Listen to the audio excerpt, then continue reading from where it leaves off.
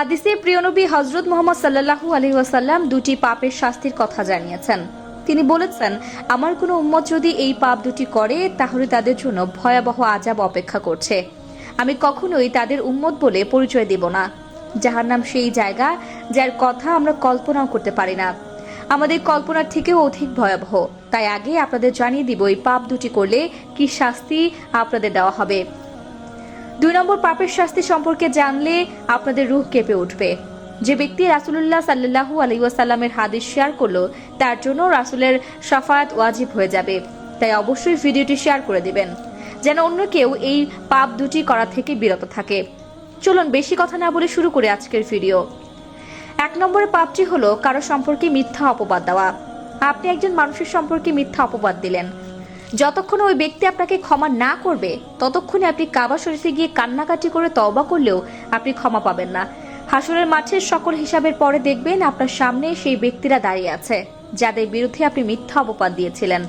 এরপরে আপনি যদি তাদের থেকে ক্ষমা পেতে চান তাহলে আপনার নেক আমল থেকে তাদের কিছু নেক আমল দিতে হবে এবং তাদের পাপের আমলনামা থেকে আপনার আমলনামায় কিছু পাপ সংযুক্ত করে দেওয়া হবে।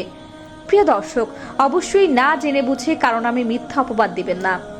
প্রিয় নবী যখন জান্নাত জাহান্নাম পরিদর্শনে গিয়েছিলেন তখন দেখলেন একজন মানুষকে গরম উত্তপ্ত রক্তের নদীতে সাঁতার কাটতে, এবং সেই ব্যক্তিগুলো যখন সাঁতার কাটতে কাটতে কিনারা চলে আসেন ঠিক তখনই আযাবের ফেরেশতারা তাদের দিকে পাথর ছুঁড়ে মারেন এবং তারা আবার সেই গরম উত্তপ্ত রক্তের গভীরে চলে যায়। তখন রাসূলুল্লাহ সাল্লাল্লাহু আলাইহি ওয়াসাল্লাম জিবরাইল আলাইহিস সালামকে প্রশ্ন করলেন, এদেরকে এই শাস্তি দেওয়ার কারণ কি? উত্তরে জিবরাইল আলাইহিস সালাম বললেন, এরা হলো সেই ব্যক্তি যারা সুদের ব্যবসা করেছিল, যারা সারা জীবন সুদের টাকা উপার্জন করেছে, সুদকে ইসলাম হারাম ঘোষণা করেছে, আর এই ব্যক্তিগুলো সুদের উপরে সারাটা জীবন পার করেছে।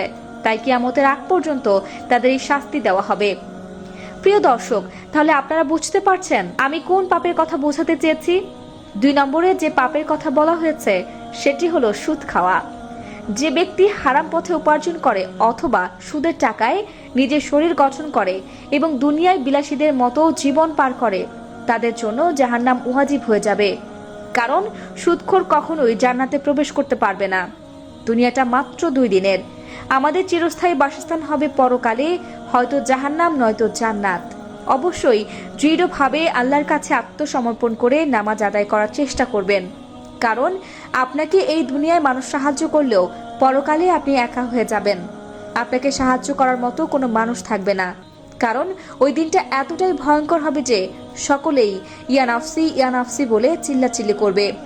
কারণ ওই দিন যার বাঁচা সে বাঁচতে চাইবে। তা দর্শক, আজ এ পর্যন্তই। আবারও আসবো নতুন নতুন সব তথ্য নিয়ে। সে পর্যন্ত সবাই ভালো থাকুন, সুস্থ থাকুন।